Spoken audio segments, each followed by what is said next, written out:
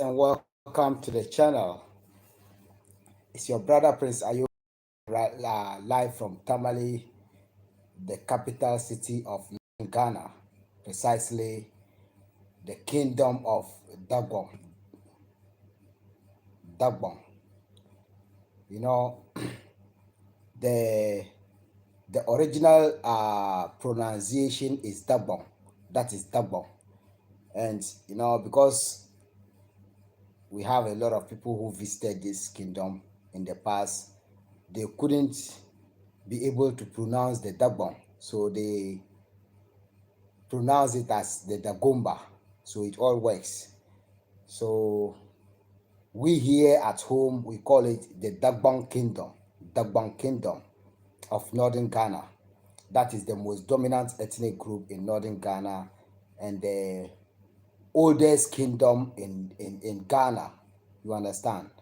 The Dagbon Kingdom is the oldest ethnic group in Northern Ghana, the oldest kingdom in Northern Ghana, as well as the oldest kingdom in Ghana. There's a lot of history that I have to share with you, my brothers and sisters, for you to clearly understand about the kingdom of Dagbon. Before I continue this conversation, I want to say a very good evening to you all who are in this panel, and I want to also send my warmest appreciation to each and everyone who is ready to listen to this historic event that took place in the 18th century. That was somewhere around the 18th century. And then I also want to make it clear for people to know about the history of the Dagbon Kingdom. You understand? But I want to first of all make a prayer before I continue with this conversation for tonight. My prayers is that I pray to the Almighty God, the Almighty Allah. Our brothers Christians call it Jehovah, and so many names. God has got so many names in every religion.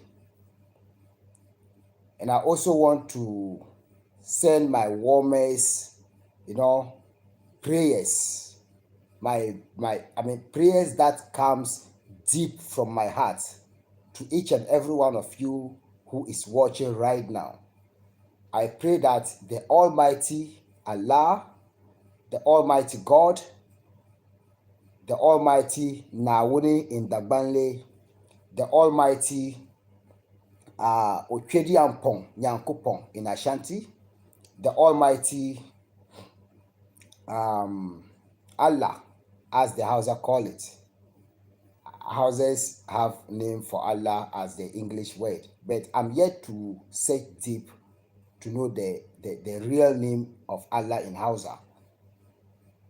And I also want to welcome you to this important historical event that took place in the 18th century between we, the Dagombes, or the Dagbon Kingdom of Northern Ghana, and the first white men the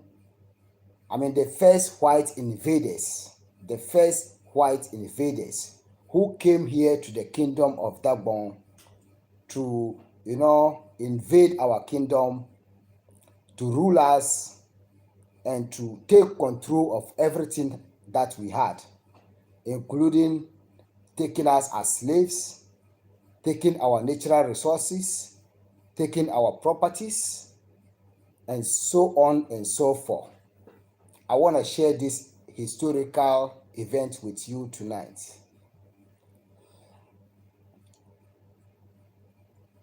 And you know what? The most funniest part of the story is that at the end of that battle, we won in a halfway and they won in a halfway because they killed a lot of our ancestors on that battle. And we also killed a lot of them on that same battle at Adibo.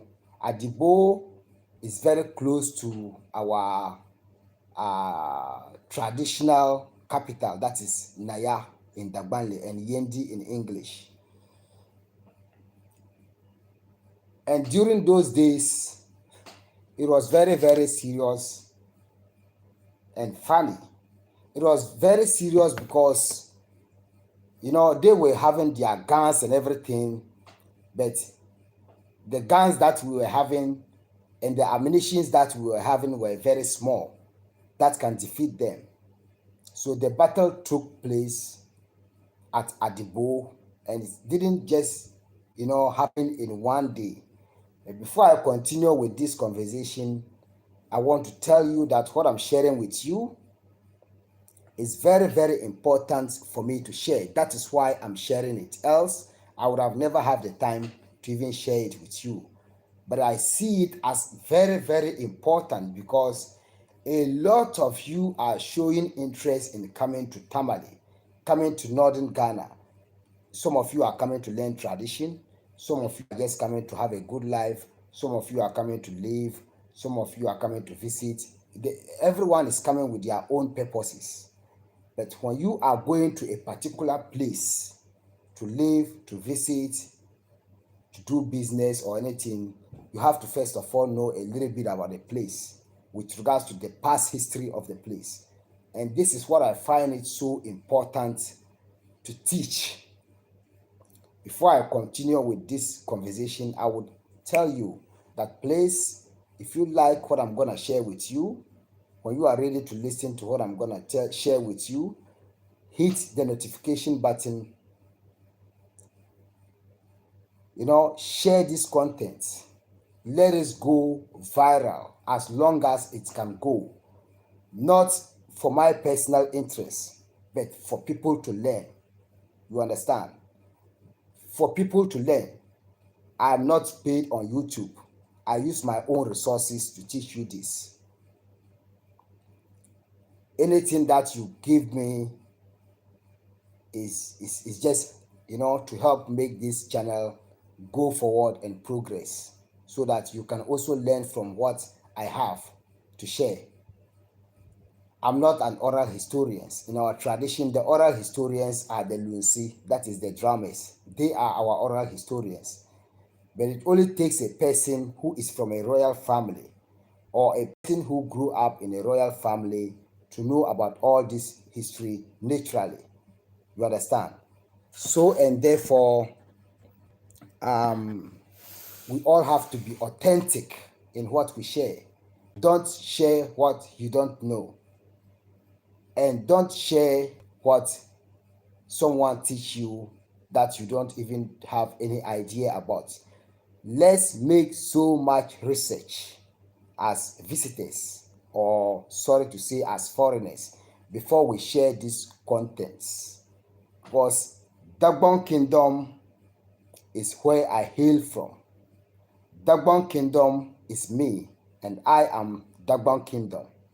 So and therefore, anything that is happening in relation or that is related to this kingdom, I have to protect it. I have to protect it the best way that I can. At the end of the day, Dagbon Kingdom doesn't resist visitors from coming here. Everyone is safe here. Everyone is free to move about and do whatever they want in life with their businesses or their personal lives and everything. No one is being harmed.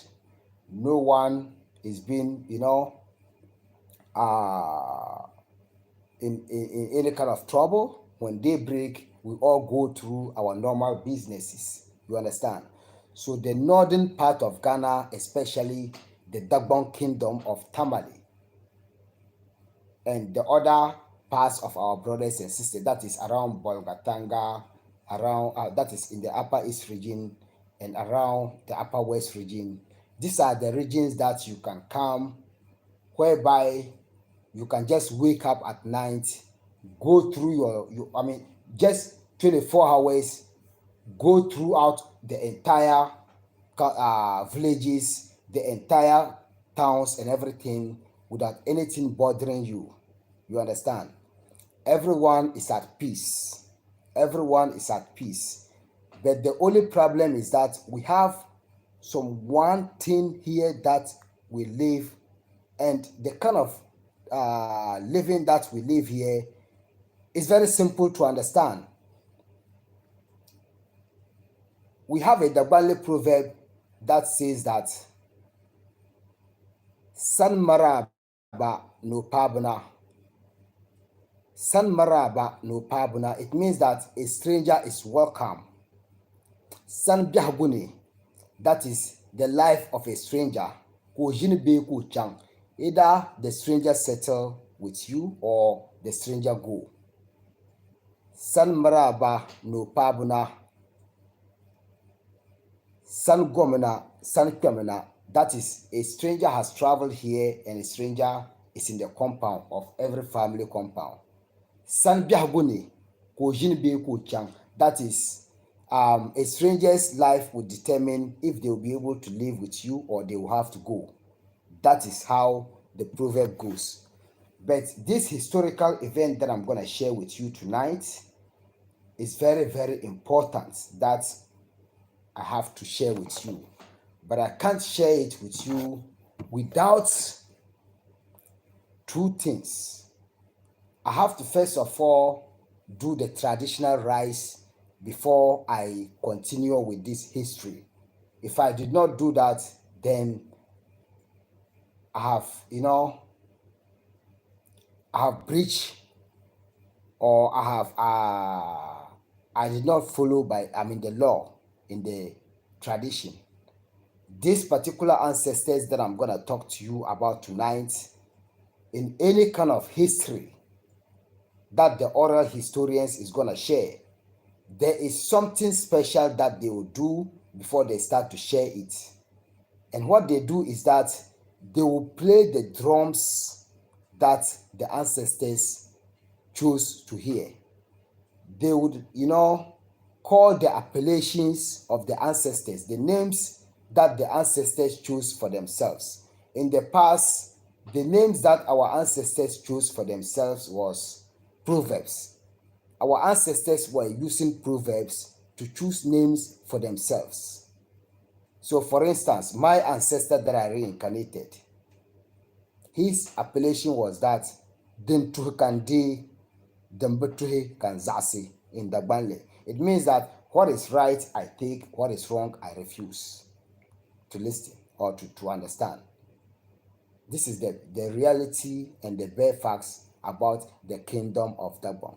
So just give me a second to praise these ancestors, to praise these warriors, and then I'll come to the real business to teach you what we have to learn tonight. Okay?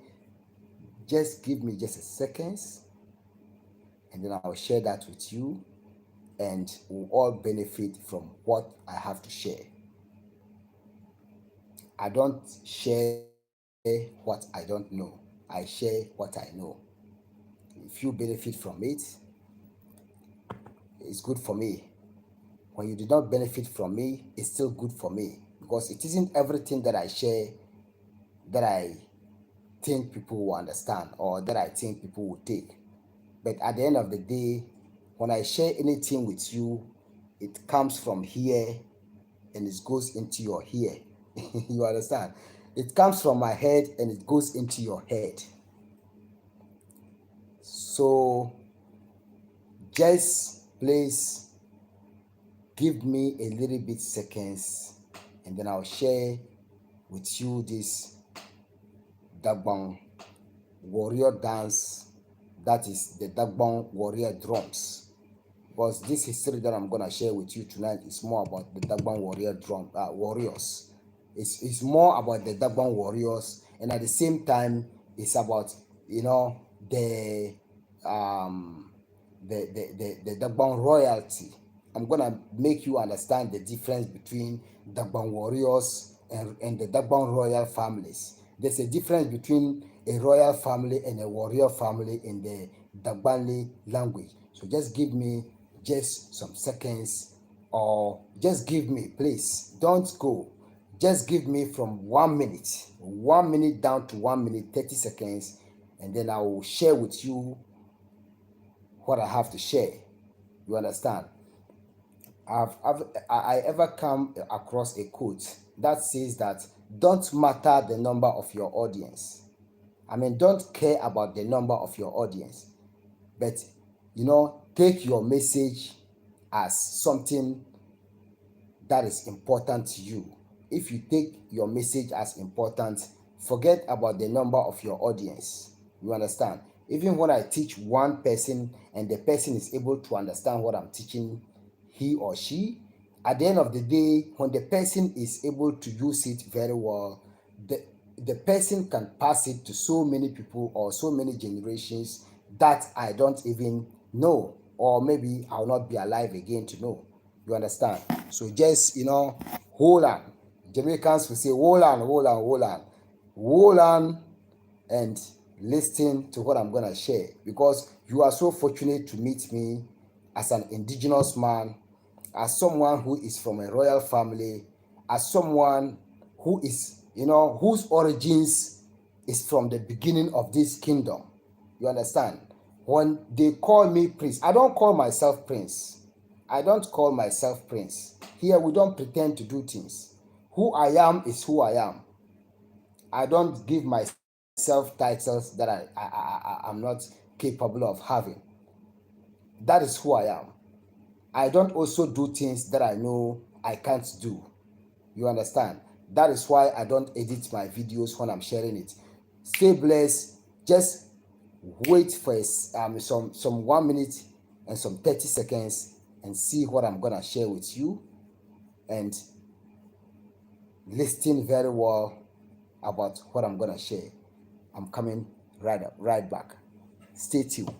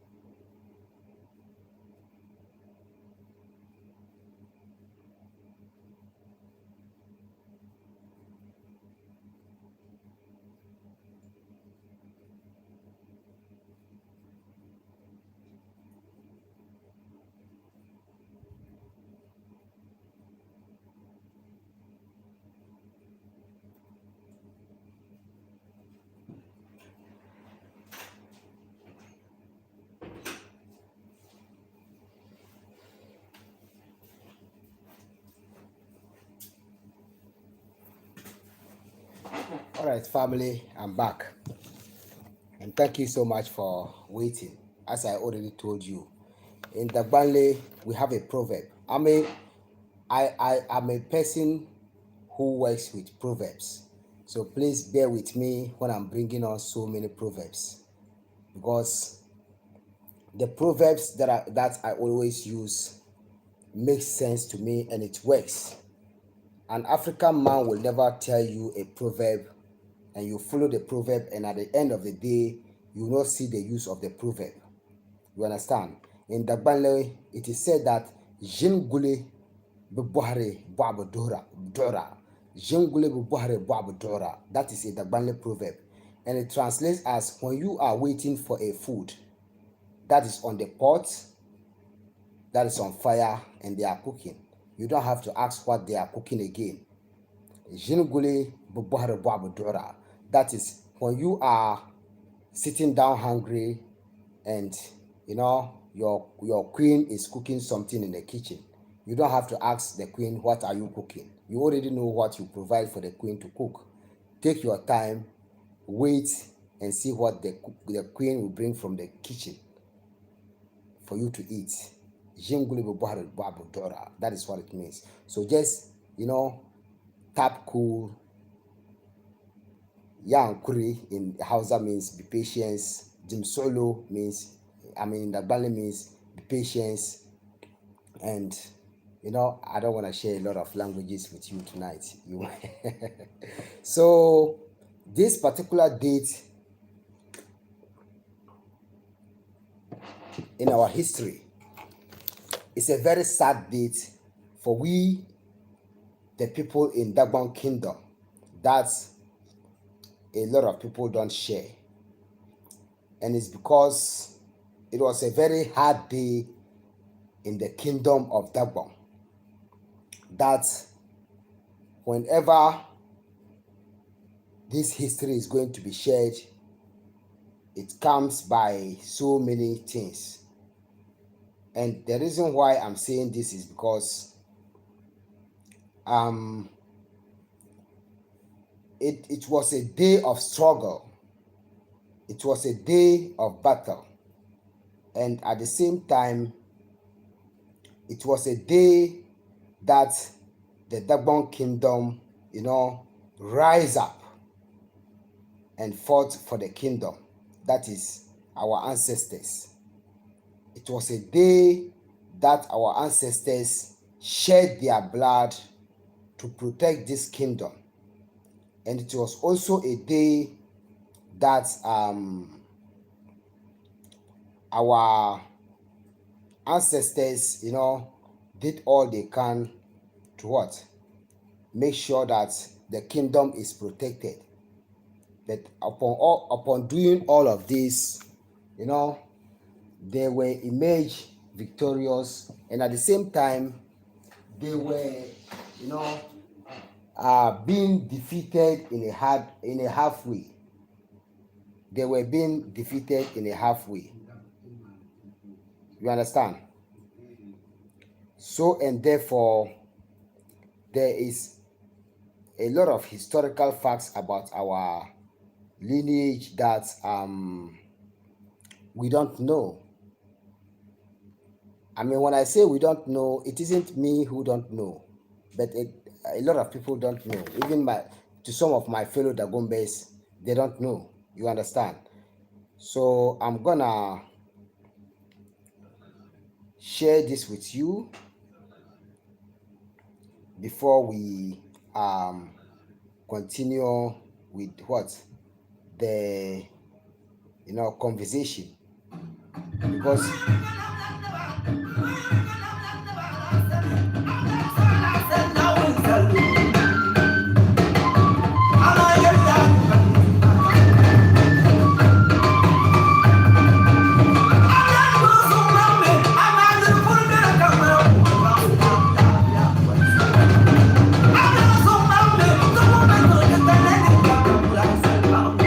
when I listen to the stories of my ancestors, this is from the oral historians, the Lunsi in Dagbale. The oral historians in Dagbale are called Lunsi. Lunsi, Lunsi. S.I. Lunsi. These are the oral historians who passes these informations to us. And they are not being schooled, but they pass the history from generation to generation, right from the beginning of this kingdom. And that is why we are able to have all these treasures in our history and in our lives. So this particular ancestor that they are praising is called Naala Santiparga. Naala Santiparga. I'm sharing this with you because during the days that the struggles was going on and everything, during the days that these struggles was going on with regards to the ancestors and everything, he was there. You understand? He were there. So as he was there, I have to share a little bit of that for you to listen. But it will be like a little bit difficult for me to share because I don't want to share so much, and not just because of sharing so much. I don't want to waste so much time for you to get tired to listen to the reality. You understand? So now listen. Sapashine warrior.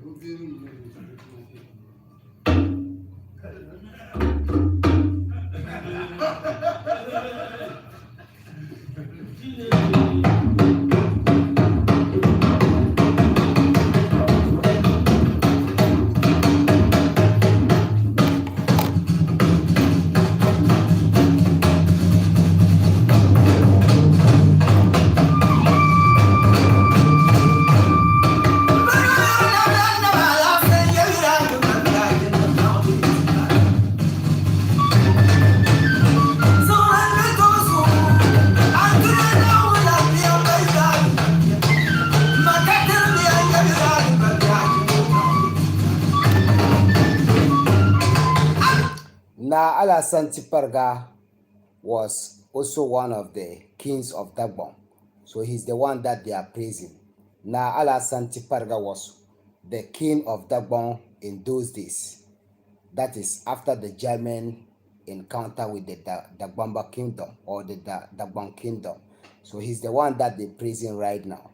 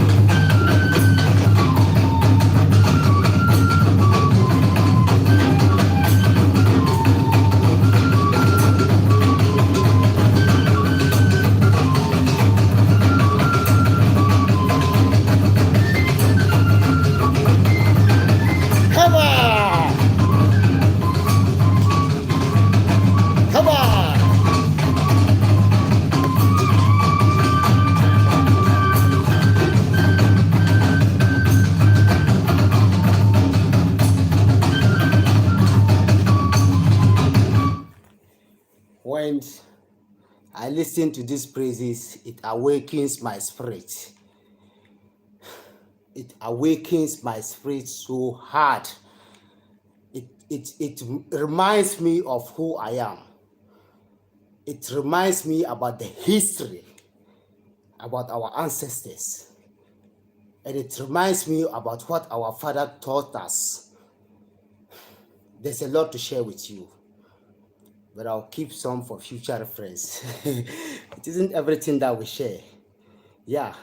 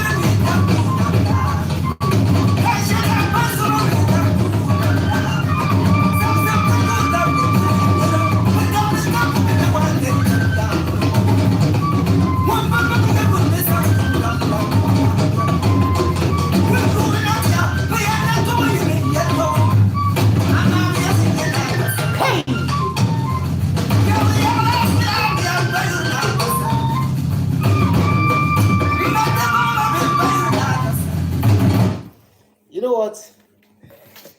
It is so funny to some of you. Very, very funny to some of you. But when I look at the history of my ancestors, when I look at what they left for me, you know what? It's not about riches. It's not about poverty. It's about what the ancestors left for you. That makes you feel proud when you listen to all this.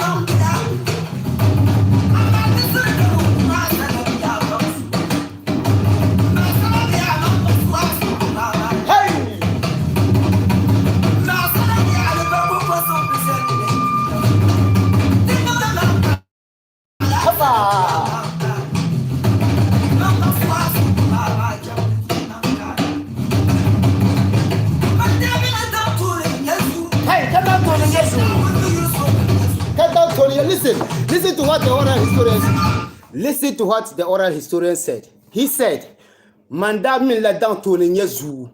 Asheka down to Nyezu. He said, this is very sad.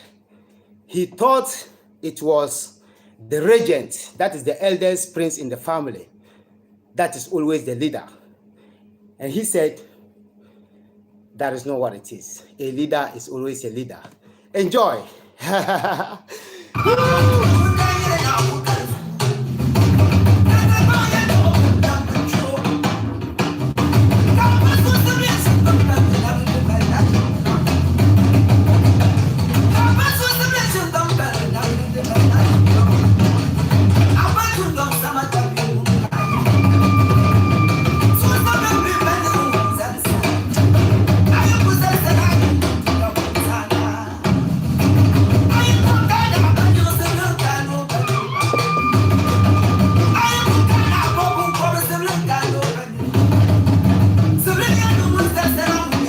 Hey, Gamba!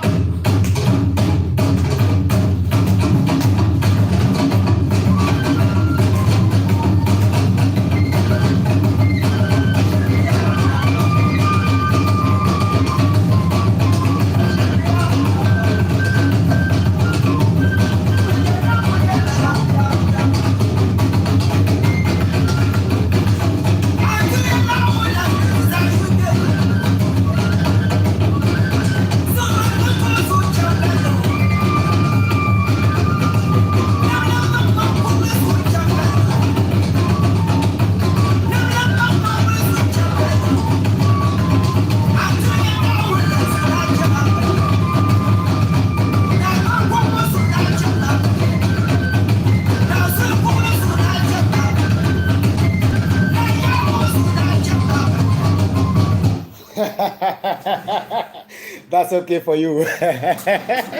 That's okay.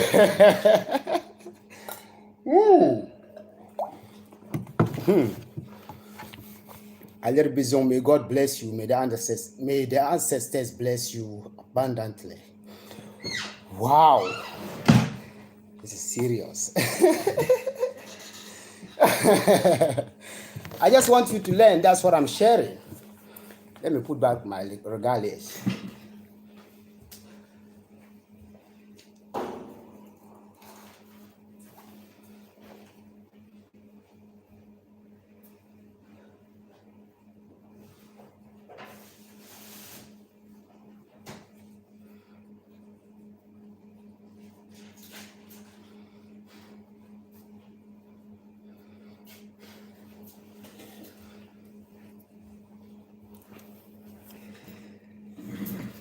Okay, family, you're welcome back.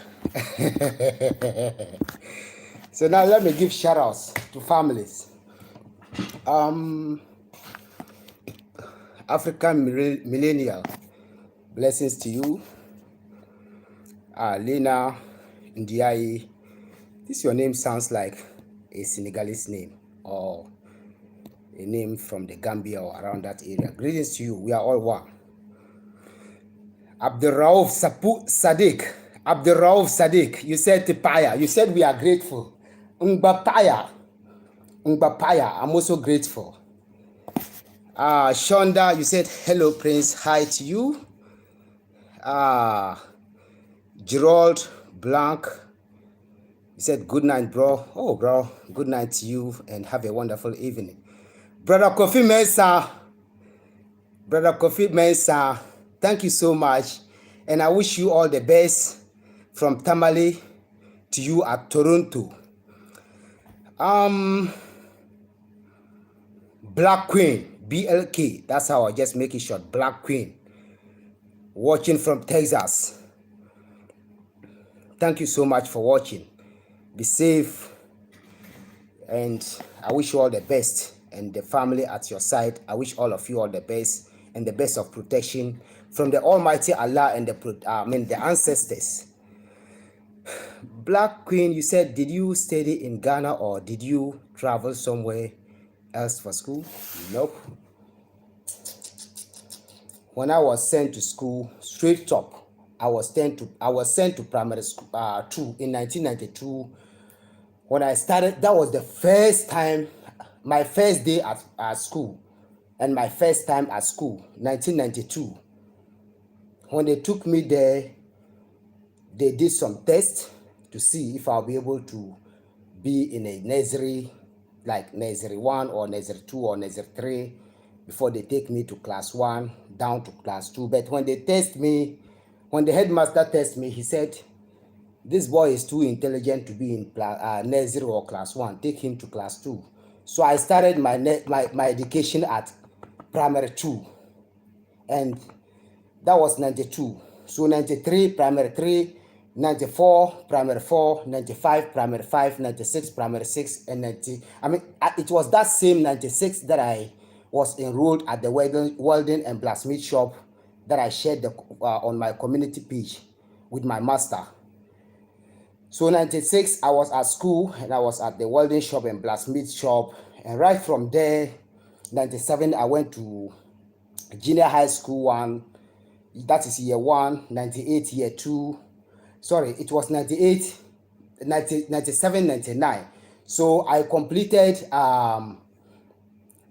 junior high school in the year 2000. That was when I completed my junior high school. And I said, you know what? I'm not going back to either senior high school, either teacher training college, either vocational training institute, or either university or whatever, because I already know how to write it. Speak and write. So that was all I needed from school. Speak English and write English. That's all. The rest that was left, I look at it to be from my master, Alhaji Suleiman Mampila, whom I shared my information with tonight on my community page. He will be skinned as a chief at Lamashegu. He will be skinned as the Lamashegu Yepasna on the 25th of this month. So hey, catch me up on that day. It's gonna be fire, full of tradition, like typical tradition, not editing or whatever. I'll just make you see everything. Okay. So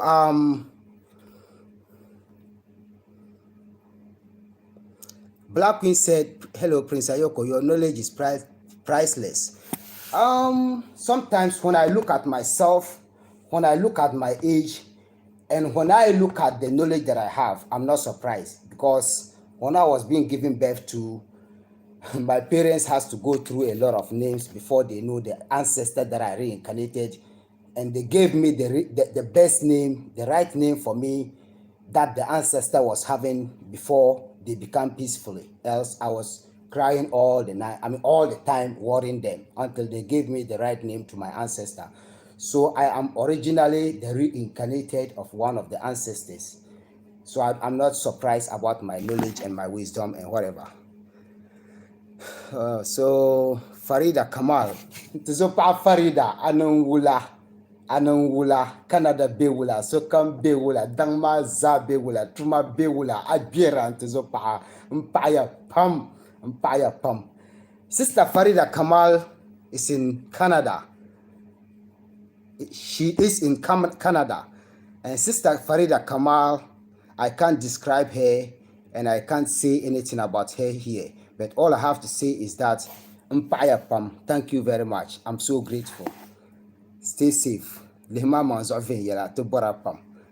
Check yourself very well. We still need you. Yeah. And Empress Selena said, greetings, Prince Ayoko. Blessed love to you, Empress Selena. And Sweet Bad deleted the message, but greetings to you. And Lash Owen say, hi, Prince Ayoko.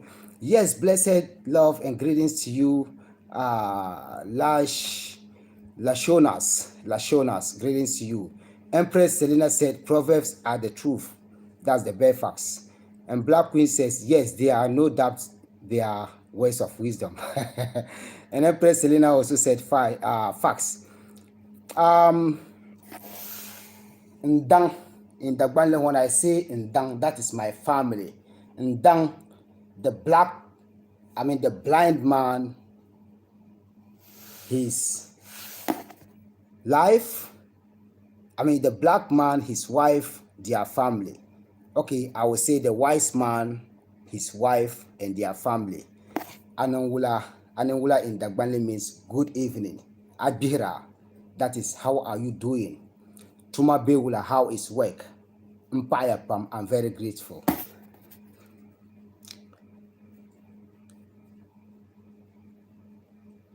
And Sister Farida said, indeed, there are the Gomba literature books and archives in libraries. Yes, we have that here. And Jetun Bile say, wow, I click on your post and you are dancing. I'm smiling. Yes, smile. Dancing and singing is part of our tradition.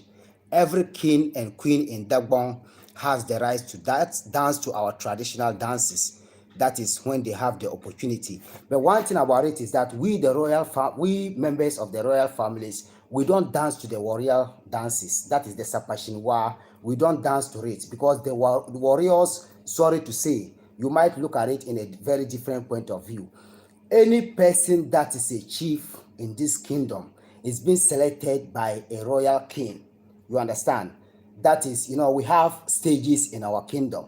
So, and therefore, every warrior that is being selected to be the frontline soldier of the Dagbon army has to be selected by the chief of the community that he or she lives.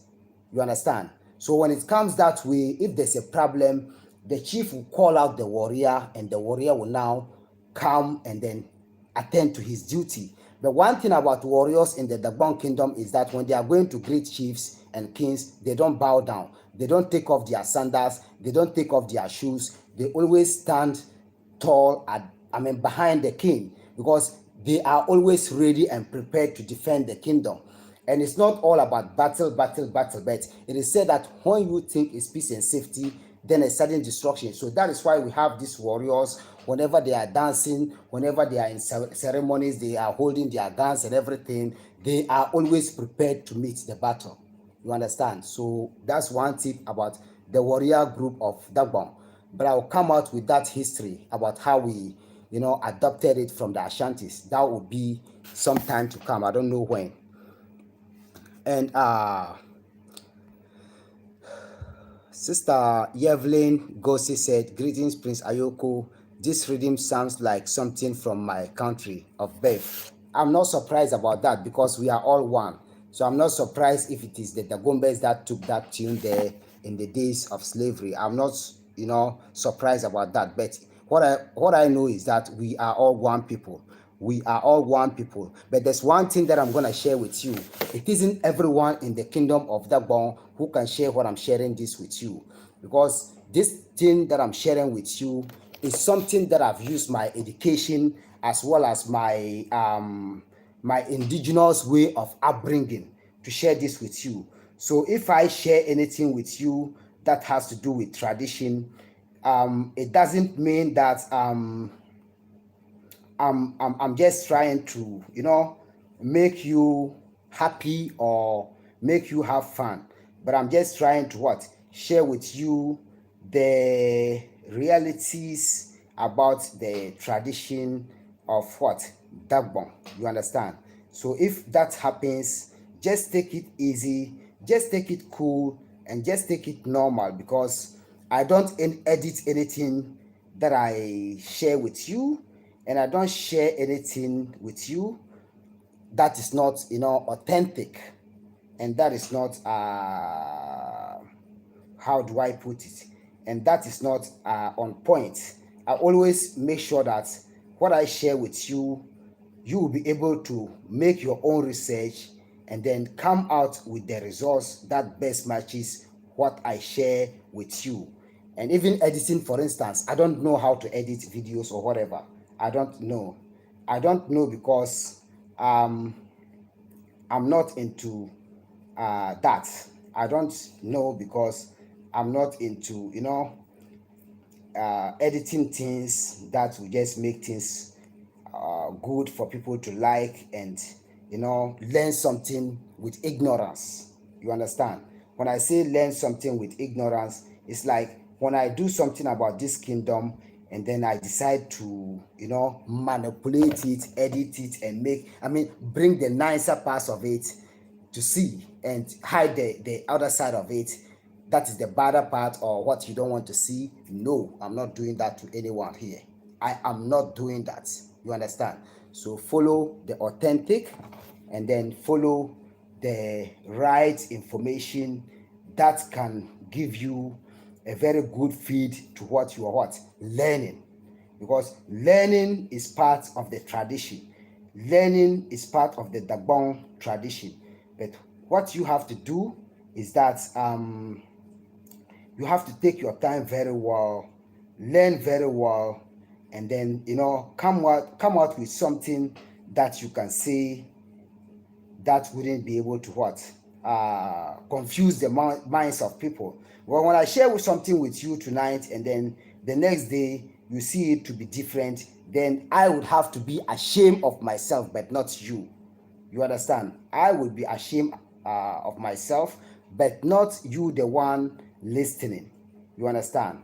This history that I'm going to share with you, I have already known it. But the persons that has written this history in English, they have just, they did what they can, write up there on the internet for you to learn. But when I'm going to share it with you, I'm going to put it like more details for you to clearly understand that, yes, this is the Dagbon history, this is the Dagbon culture, and this is what it is. You understand? That's why I make it sure that I don't share what I don't know. Whatever I tell you, I swear, whatever I tell you, if you have the patience and you follow it, you will not be down. You will see the reality of what I tell you or what I share with you. Just because I don't need anything from you. And what I see is that you need something from me by sharing what I have to share with you. It doesn't belong to me alone. It belongs to me and you. You understand? So if I, hesitate to do this for you, then it's up to me, but not up to you. If you know it, I wouldn't have wasted my time to share this with you in the first place. So let's stay focused and learn what it has to take for us to learn about Adibo, Dali. Adibo. Adibo is just some few miles away from Yendi. That is the capital seat of the overlord king of Dagbon. So when the Germans were coming to Dagbon to invade Dagbon, that is in the 18th century. That was the late 18th centuries. They passed through the Volta region, they passed through the Dagbon Kingdom, and then from there they decided to get into the northern territories. That is the Dagbon Kingdom. I'm gonna share this with you, and then you will see what happens on those days. So starting from the histories right away is as follows. In 1886,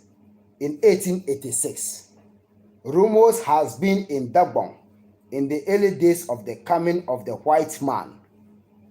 In 1886, rumors had spread in the early days of the coming of the white man. News filtered from the Atlantic coast about them into Dagbon, and various descriptions of what they look like have been narrated. Some said the white man were like monkeys because they had long nose like nose of the monkeys. Others said they look like human but come from the sea. That was how the Gombes see white men during those days, on their first time of seeing the white men. And our forefathers believed that what else could be coming from the sea other than fish? That's what our forefathers believed. They said, what else would come out from the sea other than fish? You understand?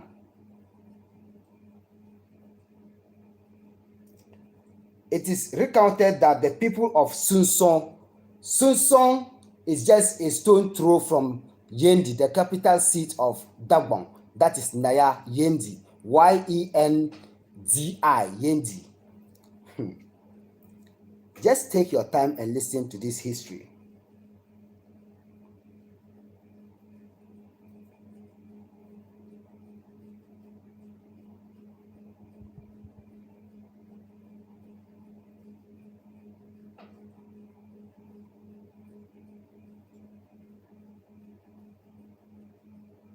So north, Susong is north of Yendi.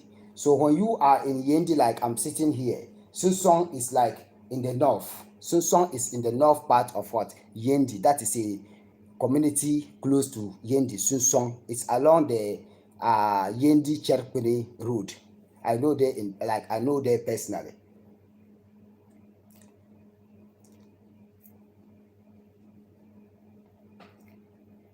So the people of Simpson laugh at how easy it will be for them to catch this human fish. So since these white men were coming from the sea, they could be captured with the help of fishing nets. So that is what our ancestors believe. They believe that since these people were coming from the sea, they could easily be captured with fishing nets.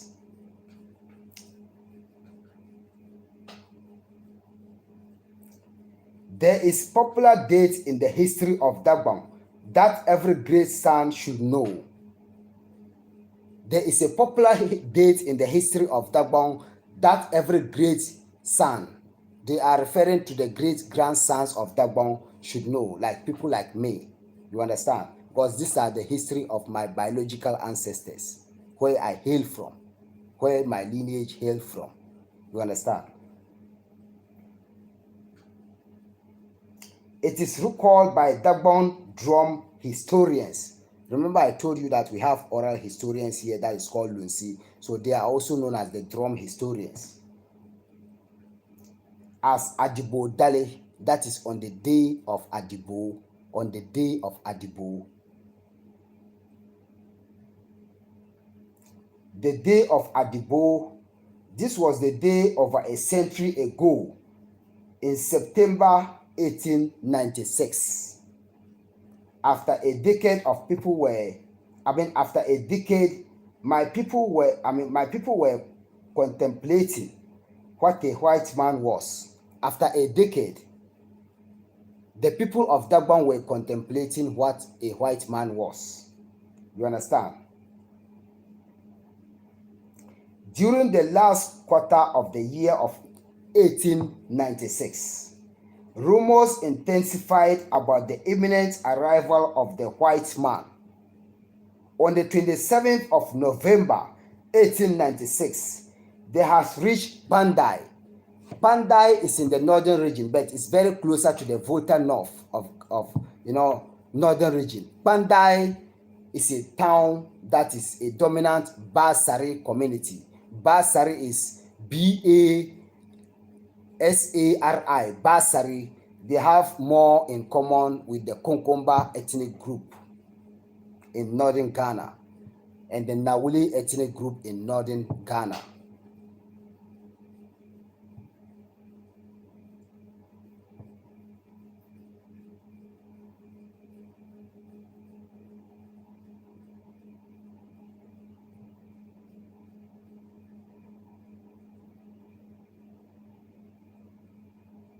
Just take your time. I want to give you the right information.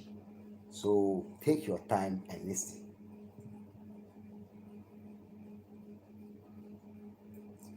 So as they reached Bandai, and by the 30th November, they overran Bimbila. Remember in the history that I gave about the Dagbon Kingdom, the Nanumba Kingdom, and the Mamprisi Kingdom, as well as the Kingdom of the Mosi in Burkina Faso. I remember this Nanumba. The capital seat to the Nanumba is called Bimbila. That is where the overlord king of the Nanumba Kingdom is located. And you see, when they reached Bimbila and were now at Pusiga, Pusiga is a very, when a person get to Bimbila and they get to Pusiga, it means that they are heading to the Dagbon Kingdom. Few miles south of Yendi. So Pusiga is just few miles south of Yendi. The Bimbila Naa, that is the king of Bimbila at the time, sent a messenger to inform the Naa of the fall of Bimbila. So the Bimbila king sent a messenger to the overlord king of Dagbon, who is known as the Naa, to inform him that the white man has overcome his kingdom, and now they are heading into the Dagbon Kingdom.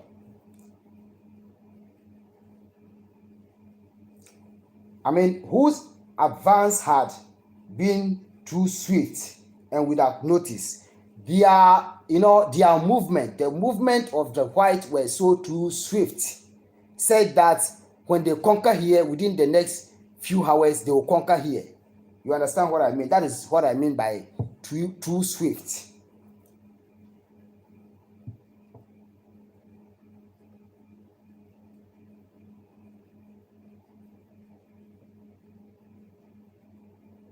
And no one noticed this from Dagbon. The long-awaited clash with the white man has come, but the Dagbon army had not been assembled to stop the Germans. When news of the capture and burning down Bimbila reached Yendi, it was ordered that the big war drum be beaten to signify that the Naa had declared Dagbon at war and that an attack on Yendi was almost at hand. That is, the attack on the kingdom was almost at hand. The section elders of Dagbon, that is close to a village close to Yendi, Balogu, a suburb of Yendi, and Zo, that is inside Yendi, is a suburb in Yendi, rushed to the palace of the overlord king of Dagbon. Hot-footed, they ran without wearing sandals. Hot-footed, that is what is meant by hot-footed. They ran without even remembering to wear their shoes or sandals to inform the overlord king that the white man, the German man, the one that they said he was a monkey from the sea, is trying to come and invade the kingdom.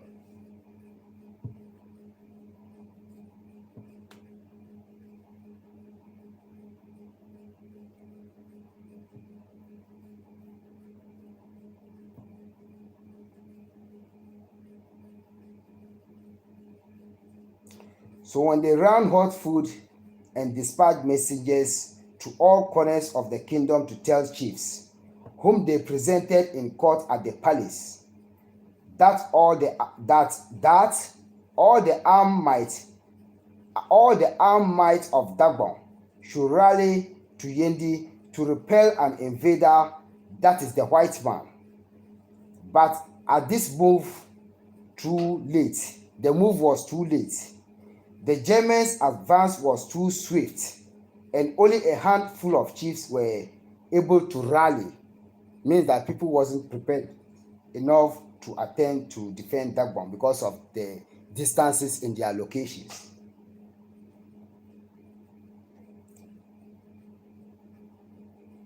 The important and powerful chief of Kumbungu, the chief of Kumbungu is one of the leaders to the Dagbon warrior army. Kumbungu is a traditional community that has a lot of villages in its jurisdiction. That is, the king of Kumbungu has a lot of villages into its jurisdiction. In the Dagbanle appellation to our kings, the appellation to the king of Kumbungu is called Luabuyana.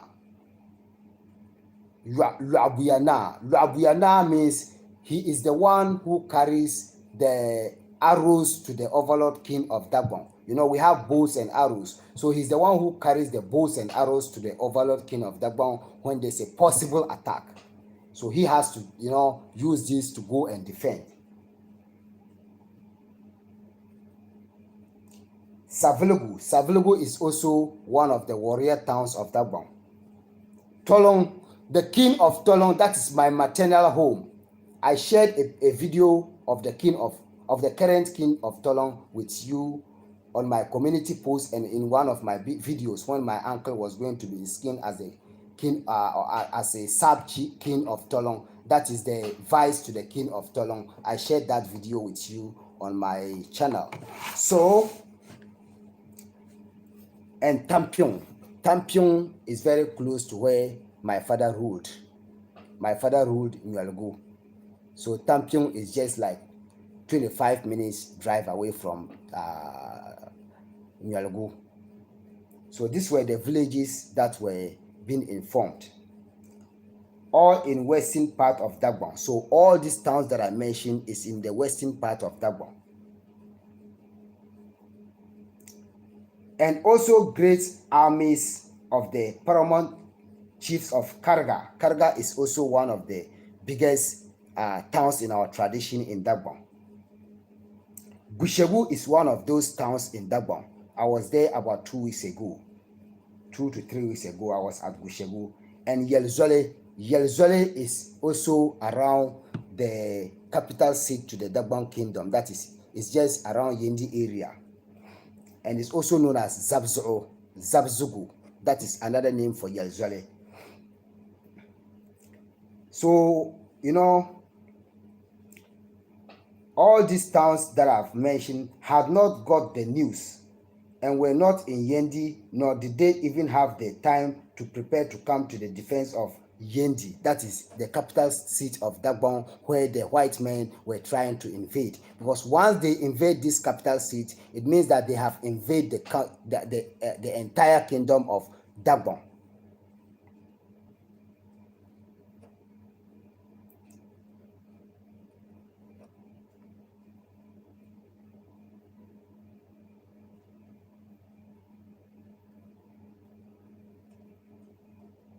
So the history continues as those kings that I mentioned from those villages has not gotten the news and were not in Yendi, nor did they even have the time to prepare to come to the defense of Yendi.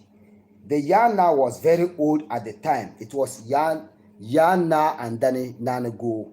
That is his name. His name will appear in this history. Remember, I told you that what I'm telling you isn't from what I'm reading, but I also have that from here. So what went on is that the Yana was very old at the time. So after consulting the oracles, after consulting his oracles, advised his lieutenants to negotiate, but Kambon Nakem Ziblim, that is the chief of the warriors at the time, who was known as Kambon Nakem Ziblim, and in the history he was also known as Kambon Nakem Waho, that is the snake man.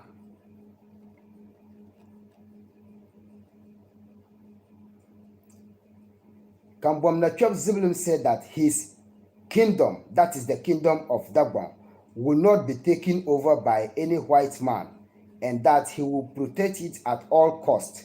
But his kingdom was threatened by the European from all directions. From the south by the Germans, from the west by the British, and from the north by the French. Some people said that Dagbon has never been colonized. These people are liars. Dagbon was being colonized, and it was these colonizers that divided Dagbon into south, north, and west.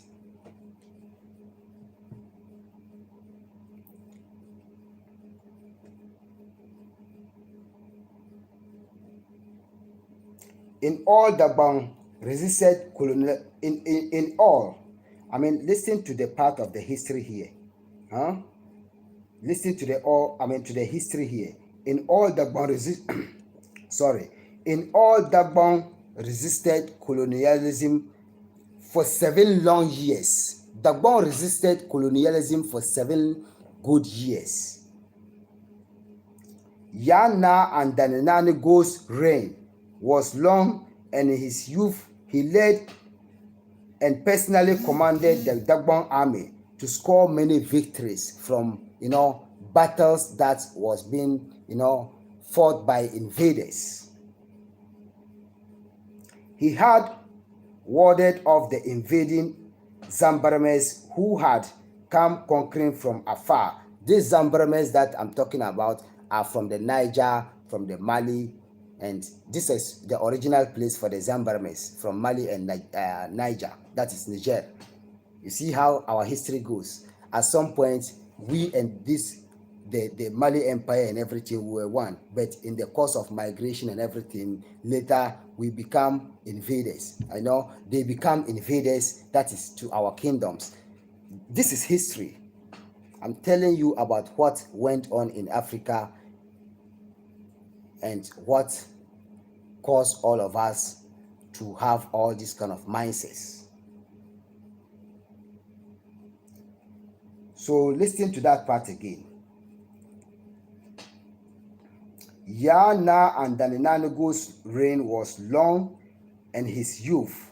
He led and personally commanded the Dagbon army to score many victories. He has warded off the invading Zambaremes who had come conquering from afar. He also subdued the notorious slave raider Babatu. Babatu was one of the most notorious slave raider in Africa, West Africa, especially West Africa, especially like Ghana, Togo, Niger, Burkina Faso, Cote d'Ivoire, Nigeria, these countries that is very close to each other. There was this slave raider, the notorious slave raider who overcomes everyone and capture a lot of slaves. It was this Naa-N-Nigoo who stopped him. So now you see how the Dagomba has fought for our ancestors.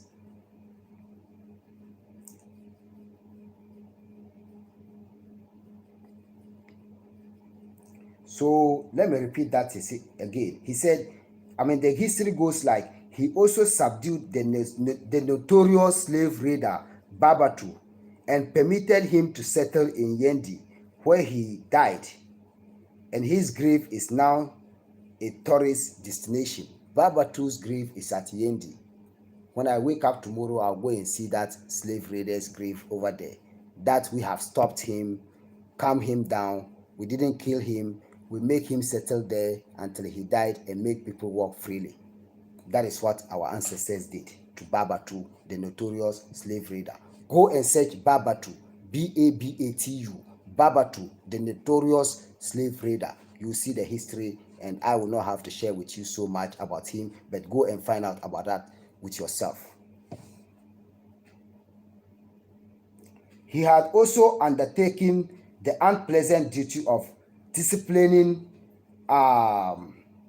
local Trisant sub-chiefs who had become bullies in their areas or had become treacherous. Unfortunately, all these exploits were in his youth, and when the threat from the white men became a reality, Naa-N-Nigoo was very old and nearly blind. Nonetheless, he hurriedly assembled army, fought a heroic battle under the leadership of Army Divisional Chief from Sa, that is Sang, Myong, Susong, Dimong, and Bungbalga. All these are communities around Yendi. At this battle at Adibo, one man whose name comes out for his bravery on the battle days, that is day 3 and 4th, and that was on the 4th December 1896, was the warrior chief of Bungbalga. Kambon Ziblim was his name. He has promised the Yan Na that he will apprehend any white man who will step foot in Dagbon. This chief warrior was indeed remarkable soldier and fighter, well built, brave, and an inspiration to his troops. He was affectionately called Kambon Waho. Kambon Waho, that is the leader of the warrior, who is a snake. His actions was like a snake, because he said, I'm a snake. In order to kill me, it has to take so many people to kill me. And rode a white stallion horse. That was the horse he was riding. That was the horse he was sitting at the back. He was sitting on a white stallion horse back. Carried 2 guns and a sword to match his status. Kambon-na-Twem Ziblim means chief warrior, and Wahu means snake. He was likened to a snake because he said that to kill him, the combined effort of many people wielding truncheons was needed, as is done with snake. He was also known as the one who sweeps all the stands his way. He fortified himself wearing his powers. Bano, that is the bulletproof talisman, traditional regalias that the Gombes wear. It's called Bano.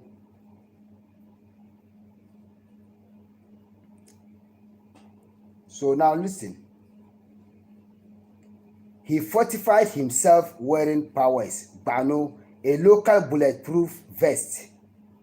That is Bano, a simple smoke decorated with talisman and soaked with concoctions, is still abound today. It is the Bano that is worn by southern kings and chiefs as Batakarikasie. So you see how the traditions of Ghana goes. These Ashanti kings inherited this Bano, that is the bulletproof vest from us, but they call it Batakarikasie. Batakarikasie.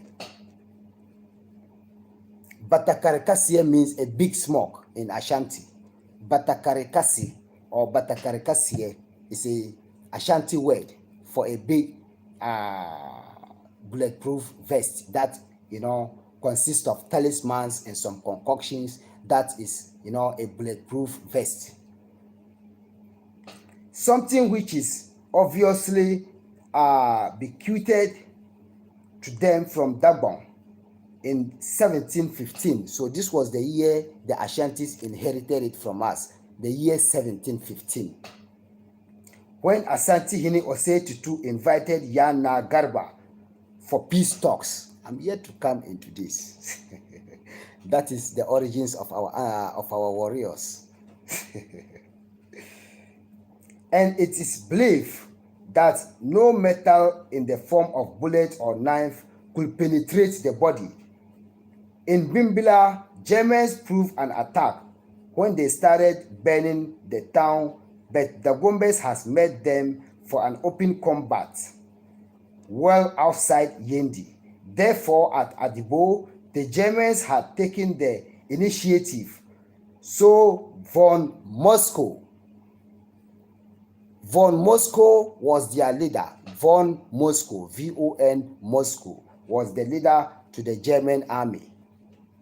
Von Moscow started to provoke a counter-attack from the Dagomba, that is the Dagbamba people. At high noon, Moscow commanded a volley fire from each of the 3 platoons. Kambon-na-Twem Ziblim Wahu responded by ordering his men to surge forward, and so they did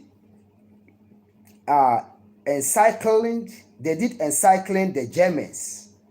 That is, they were able to circle them, and the Germans were middle, encircling, you understand? So as they encircling the Germans' expeditions, this was just what the Germans had wanted, to get the Dagomba closer to within the range of their modern rifles.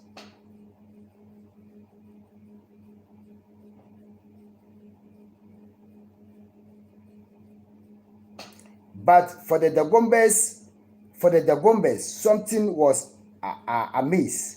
At the distance they stood, they did not expect to be hit by bullets. They knew only the traditional rifles. So, the so-called muzzled loaders after rifles. So the Dagombes only knew the traditional rifles. That is the so-called muzzle loaders rifle. That is the rifle, the guns that our warriors uses at the funerals. Once it took nearly 2 minutes until one could shoot again, and even the effective distance has to be at few meters. But the Germans' bullets were coming too far and too fast. The Dagomba warriors had never seen a breech loader gun before, and therefore many of them were shot and wounded before reaching an effective distance for their own weapons.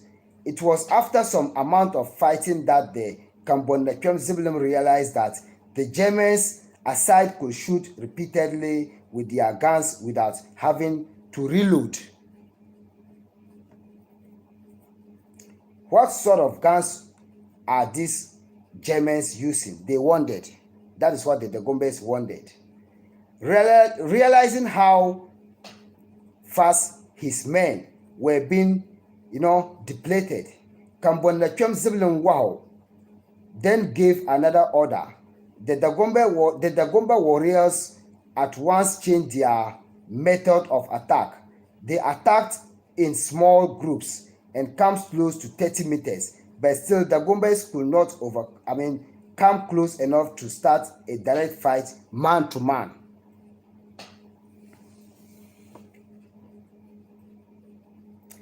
The horsemen could have covered the distance faster, but by Dagombas tradition warfare, they were situated behind the warriors. For the first time, the Dagomba army broke and retreated, confused at the new type of weapons and warfare they were encountering. The losses of the Dagombas were terrible.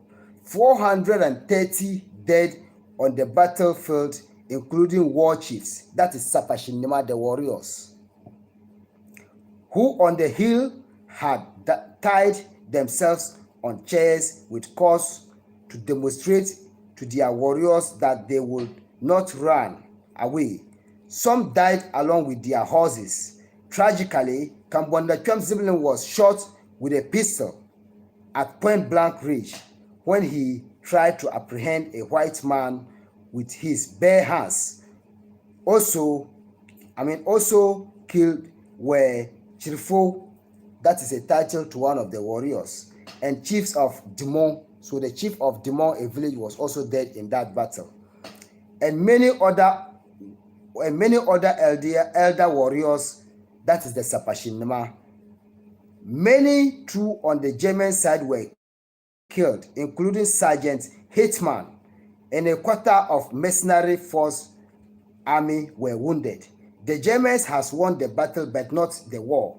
Bulk of the Gombe warriors escaped. Dr. Garner's men could not take any prisoner.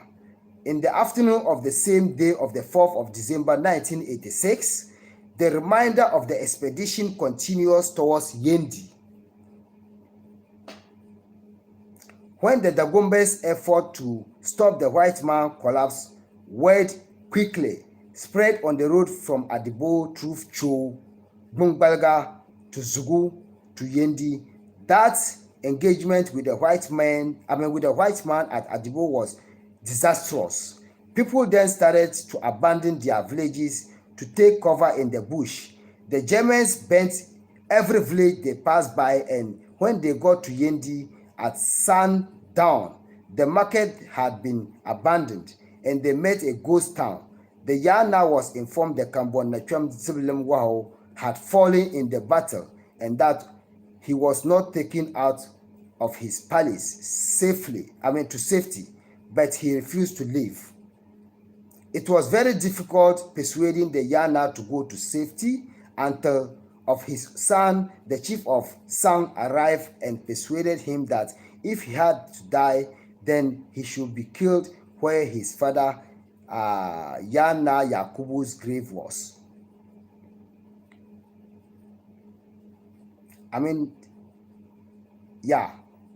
He said if he has to be killed, then he has to be killed at the grave side of his father. That is what the Yana at the time said Yana and Naa-N-Nigoo.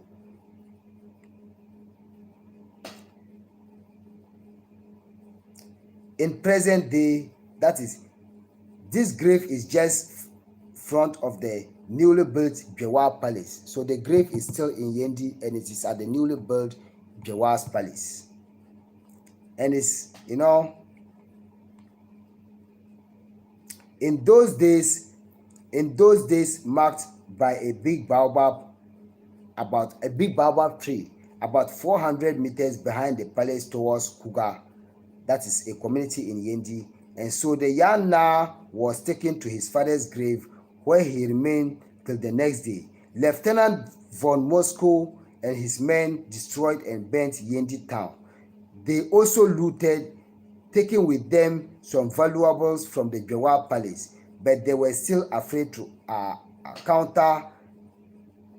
attacks given the number of the Gomba warriors who escaped from Adibo, also short of ammunition and could not stay too long in Yendi, so they continued the same evening along the road and camped for the night at Sepego.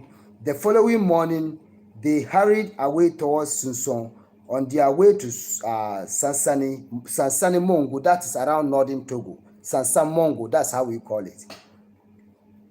Yendi is very close to Togo. We share border with Yendi around with Togo around the Yendi area.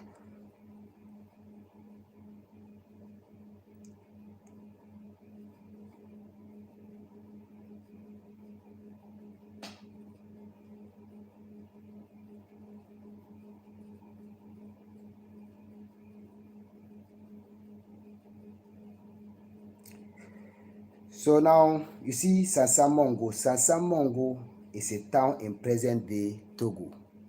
That is from the history. The Achiripiama of Yendi killed himself. The Achiripiama of Yendi killed himself. He went to the Yana Palace the day after and was questioned by why he was survived when the Kambonakwem Wao and many of his colleagues died back in the battle. What do we live for? If all our warriors is dead, I have to kill myself. Did he food more than fame? That is a question. When he got back to his house, he was further attacked by his wife as a good for nothing warrior.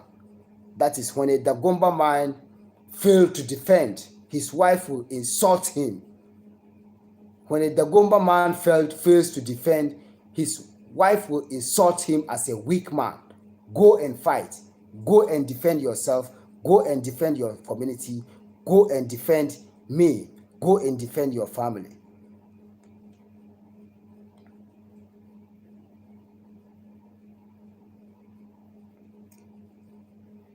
And that he could not have done better. That is what the wife said at the battle. The Achiripiama gone in his room, loaded his gun, shot himself through the mouth.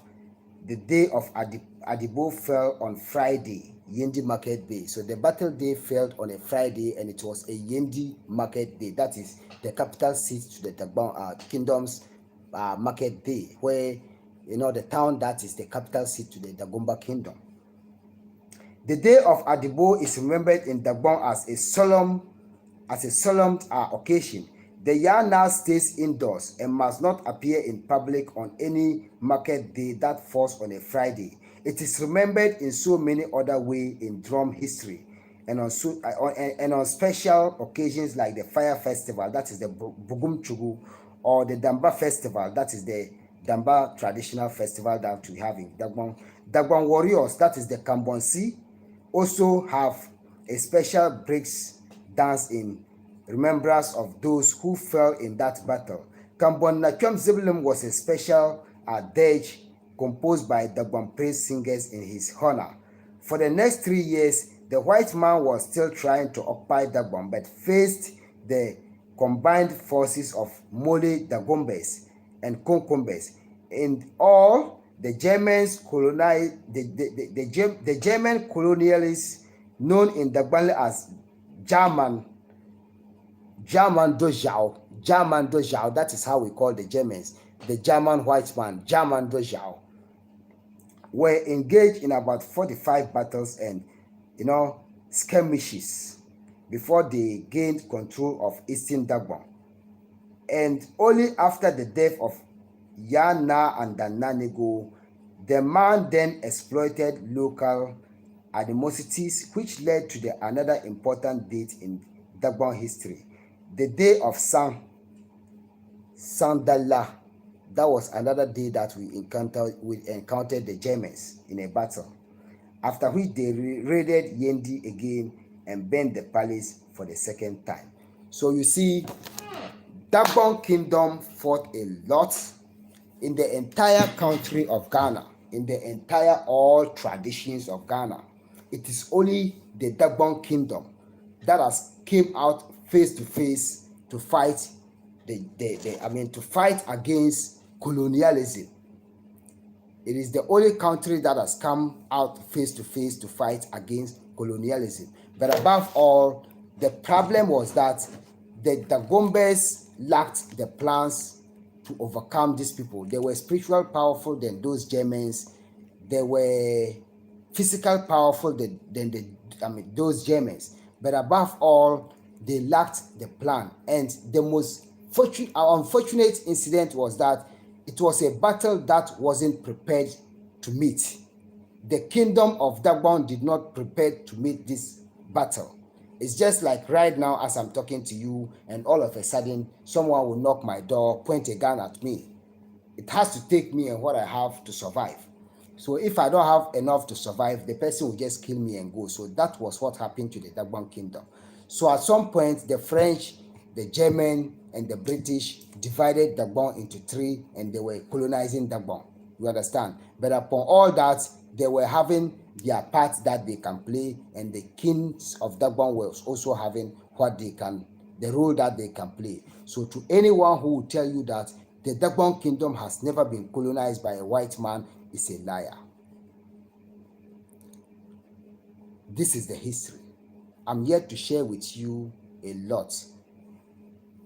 If I fail to do this, then that is not your fault. But you understand what I mean?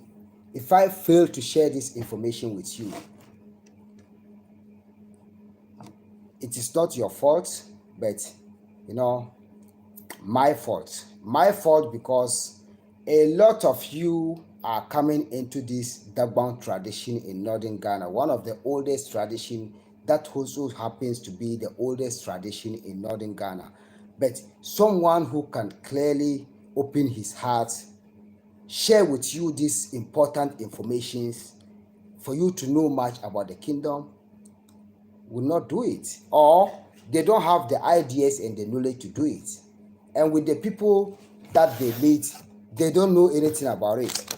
So the only thing they will just let you know is that Dagbon warriors, Dagbon culture, Dagbon tradition. What is Dagbon warriors? What is the origins of the warriors of Dagbon? What is the origins of the royalty of Dagbon? You understand? It is the royalty that brought the warriors, and it is the warriors that works with the royal family. So and therefore, there is a lot of valid information that I sat and think about and then decide to bring it out. Because there's a Dagbonle proverb that says that, it's a warrior proverb that says that, it translates as, a warrior doesn't run away from his home.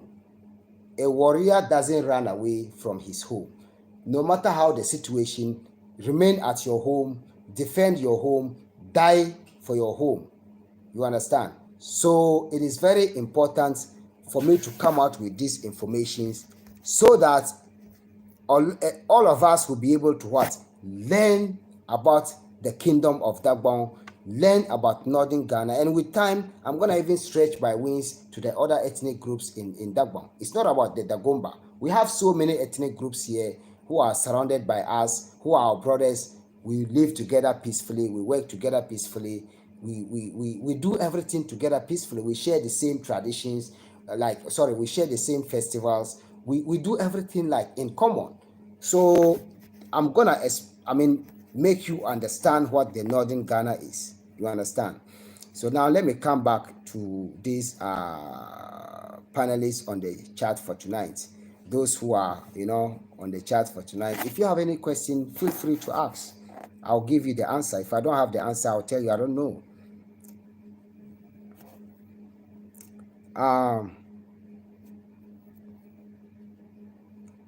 Farida Kamal said, hello Prince, we appreciate your time, love, knowledge for Dagbon. Please keep it coming. My sisters, you know, Brad Amala na yile, kan zogo ninkura sane, ka deegi ninkura kpamle, n zaŋ paham bilim hankali zuɣu. Zuɣu ni yɛn niŋ shɛm ka ninsal nim baŋ ni niŋli. Sister Farida said, hello Prince, we appreciate your time, love and knowledge for Dagbon. Please keep it coming. And I said, yes, I am being born into a royal family. I am being born into the Dagbon Kingdom. I'm being born into Ghana. I'm being born into Northern Ghana. So whatever knowledge I have that I have to share, that I know about, I'll share it. And I told him, it is elders who raised me up. It is elders who brought me up. So all these wisdoms and knowledge that I share doesn't come straight from me. It comes from the elders, and it comes from the ancestors that are reincarnated. There's a lot of elderly people here who don't even know what I'm saying, but they are the Gumbes. You see the bare facts about what I'm saying.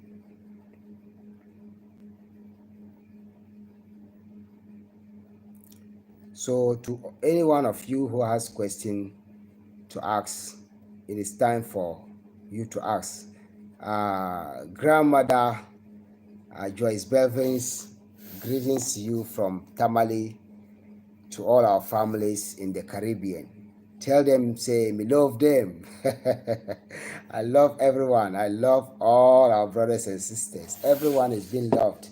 Because listen, my role in my family, like my purpose in life is something that is very, very greater and bigger than me myself. So anything that I'm doing in life, I don't do it for personal gains. Because in the future, don't be surprised if you don't see me saying something like this to you again.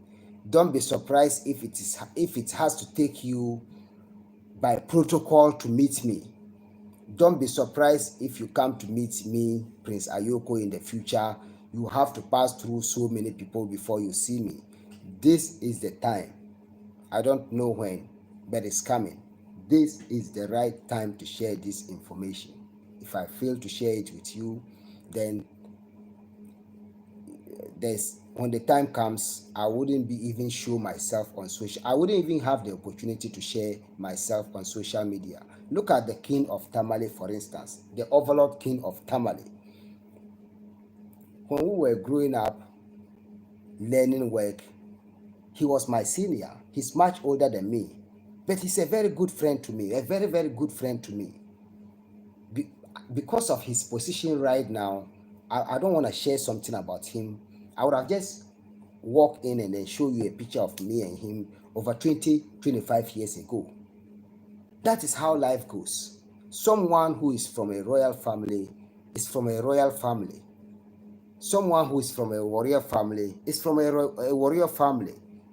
So, and therefore, you don't have to, choose yourself or just nickname yourself or just choose a title for yourself because you like it. You have to be where you belong to. You have to be who you are. There's no pretendance here. There's no lies here. There's nothing here and anything there. For me, wearing these traditional regalias, that is what I'm supposed to wear. Under normal circumstances, if I say I'm going to follow tradition, all my dresses will be like this all the time, wherever I go. But that is not the point. The point is that I'm dealing with the bare facts and nothing else. Whatever happens, I'm dealing with the bare facts and nothing else. You understand? If I share the wrong information with you, and then tomorrow you see me and you'll be laughing, at me because of my lies, then I would have to bow my head down on shame. You understand?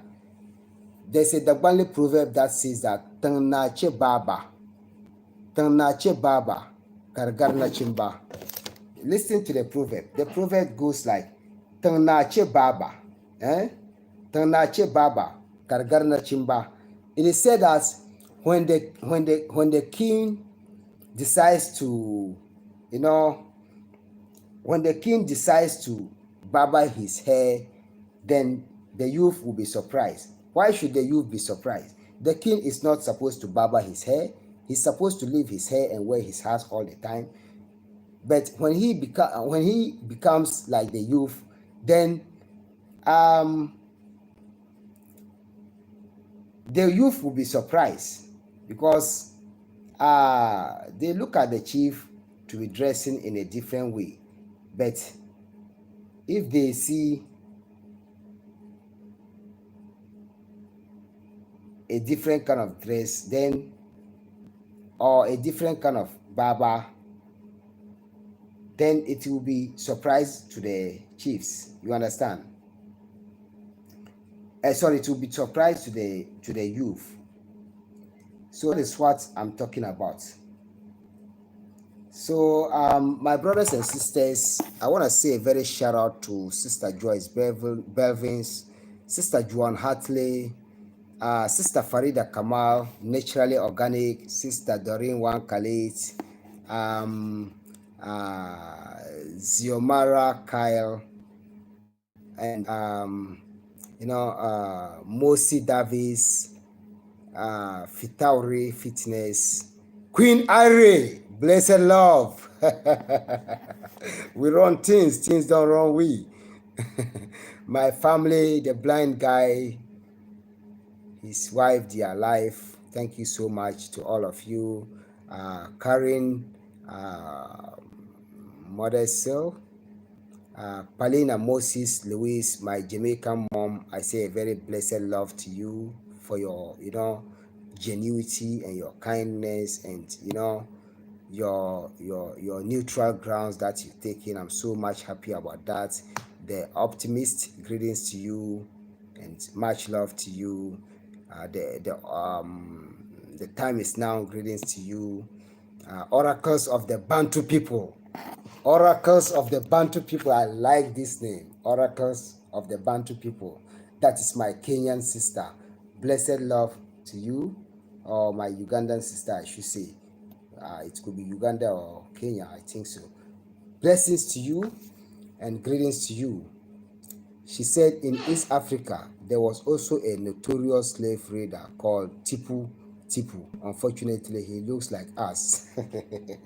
For us, the notorious slave raider in West Africa, it was the Dagomba who captured him, provide him with shelter, take care of him till he died, and make sure everyone was free. So we didn't kill him as a slave raider, but we just make sure that what he was doing, we put a stop to it. And his grave is there. Whoever set their foot here in Tamale, here in Dagbon, I'm going to take them to go and look at the grave of the notorious slave raider Babatu. Sister Oracle said Germans has fought a blood war with France, Franco, Prussian War, 1870s, had more experience in warfare. Yeah, they tried whatever they can to do to overcome us, but we tried our best. Our ancestors tried their best. And my brother blind guy, his wife, their family said, yes, we need to know our stories. The Sankofa bird moves forward while reaching back to fetch from the past in order to progress. Yeah, that is true. When you come to this my palace, the design pillars that I have for this my apartment is Sankofa pillars. Sankofa pillars. When you go to Queens, the design pillars that I have there is Sankofa pillars. It is because I like the title. Go back to your roots. Go back and take what you have. Go back and take what belongs to you. That is the meaning of Sankofa in Ashanti. Sankofa is like, as I'm sitting right now, if I know something is behind me, and it's more important to me than what is in front of me. This is what I'll just do: pick it up and bring it into my front and use my head to use it. That is it. So thank you so much.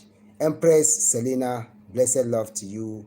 Jamaica, little but Talawa. Jamaica, little but Talawa.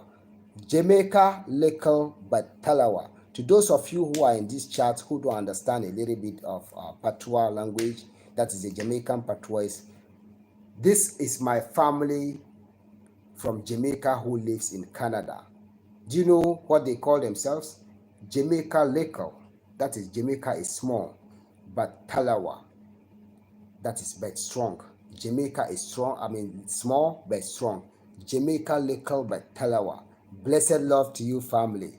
Blessed love to you. I'm just praying that this COVID will be over and then you come and be with me here on our live nights on Saturdays.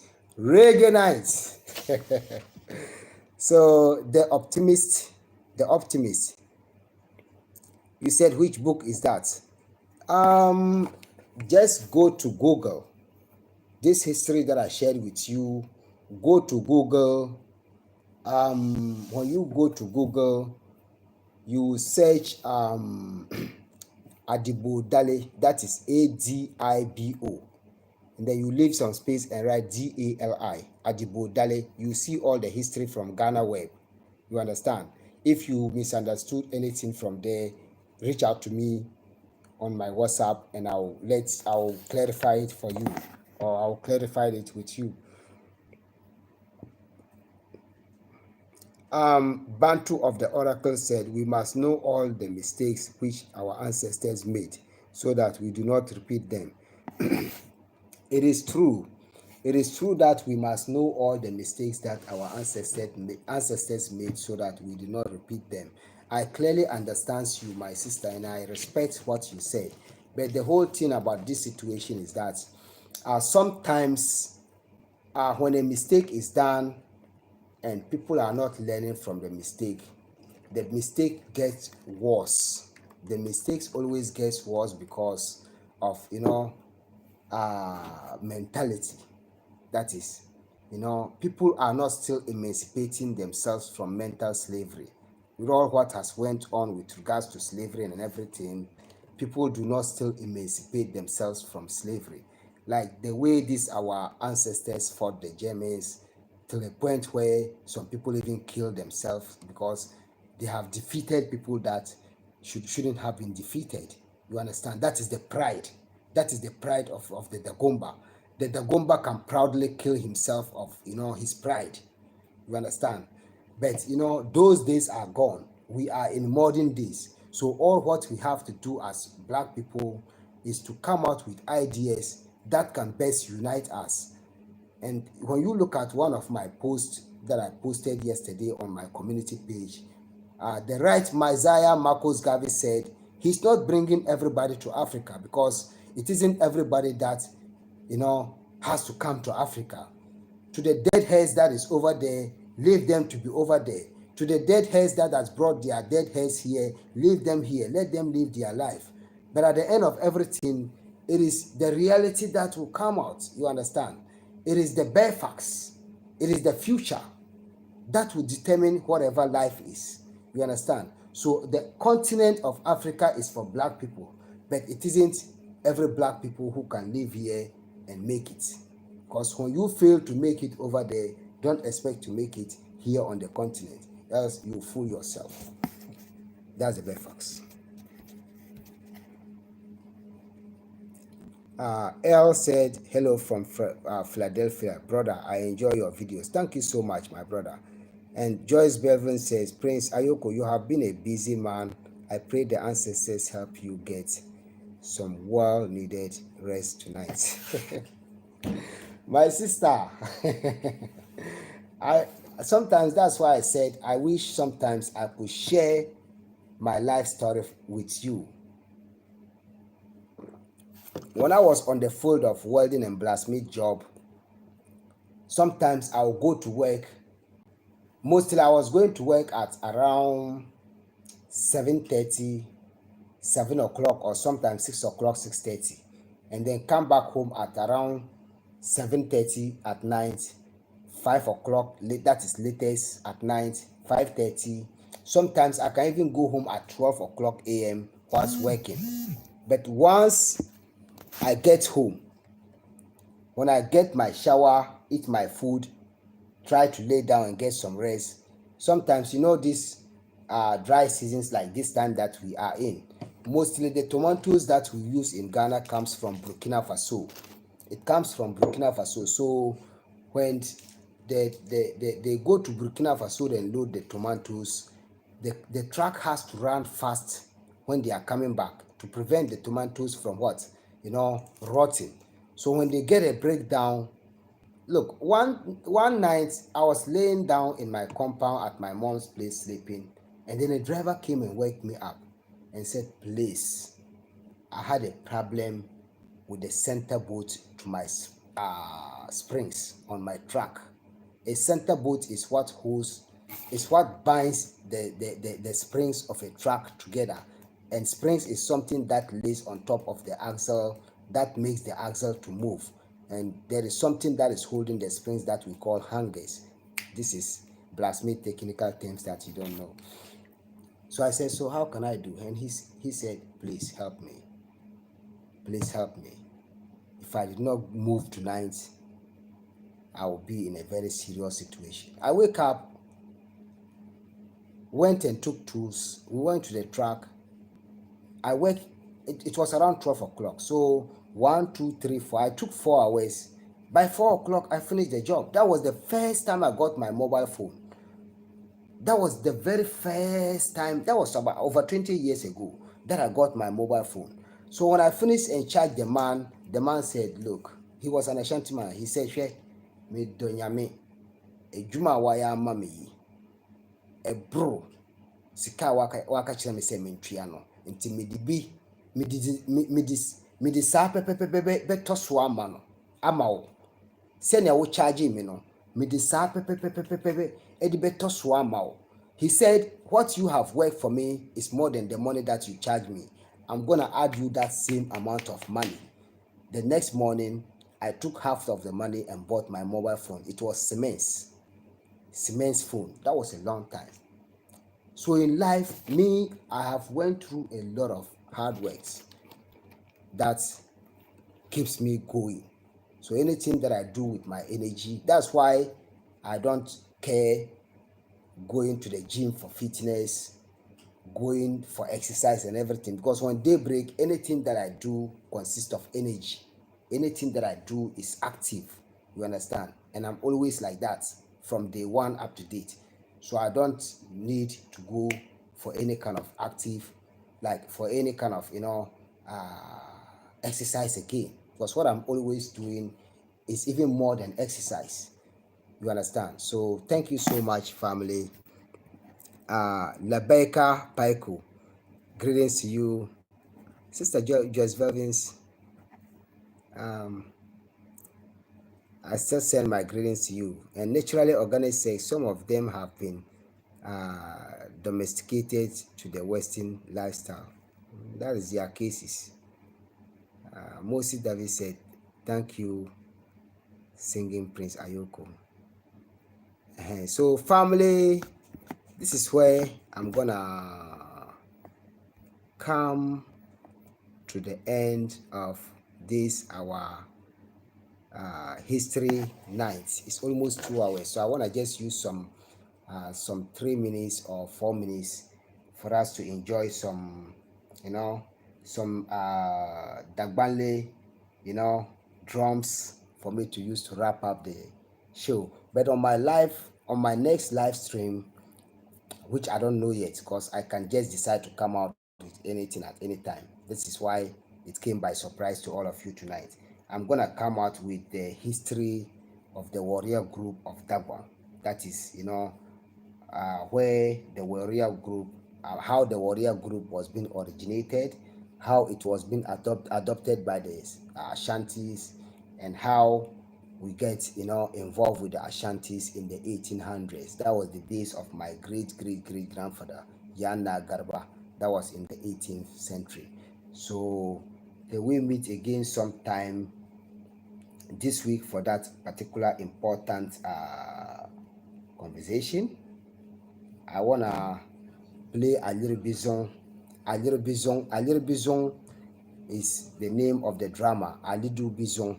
Bizong is the founder of the Dagbon historians clan, or the Dagbon historians lineage. Bizong.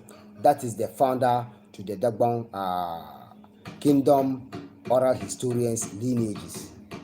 So I'm gonna just take you through some small dance and some small, show, and then you will feel it.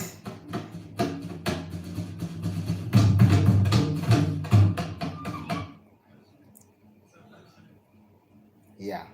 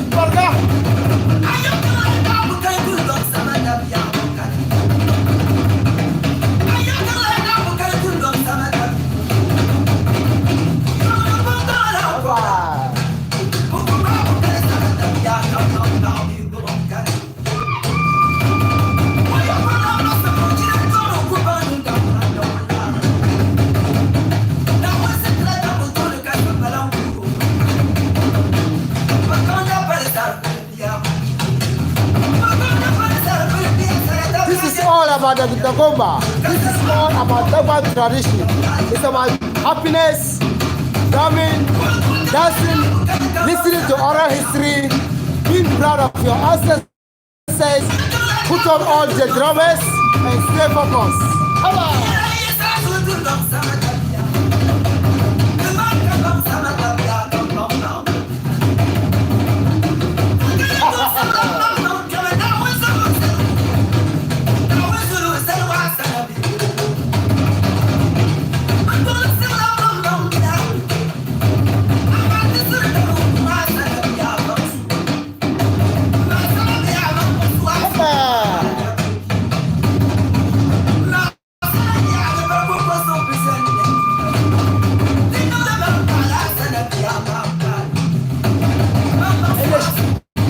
shouts that you're hearing is coming from our queens. The shouts that you're hearing is coming from our queens. I can't end this live video without sending a very shout out to my two beautiful queens. I say a very shout out to my two royal queens. I love you all.